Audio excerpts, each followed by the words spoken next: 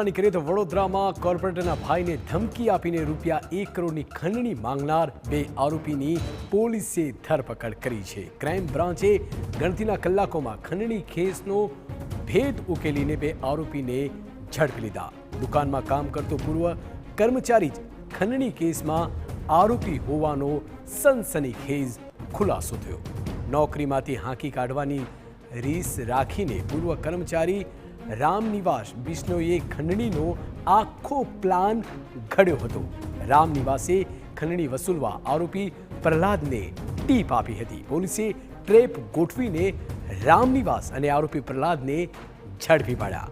આરોપી પાસેથી દેશી પિસ્તોલ પણ જપ્ત કરાઈ છે। ખંડણીખોર પ્રહલાદ બિશ્નોઈ સામે રાજસ્થાનમાં પણ 10 જેટલા ગુના પોલીસ ચોપડે નોંધાયેલ હોવાનું પોલીસ તપાસમાં બહાર આવ્યું છે। ફરિયાદી છે એ પણ આઉટ સ્ટેટના છે, રાજસ્થાની છે, અને આ બંને આરોપીઓ પણ રાજસ્થાની છે અને જોધપુરના છે। આર્મ્સની તમે જે વાત કરો છો ત્યારે અત્યારે આ તપાસ એકદમ નાજુક તબક્કામાં છે।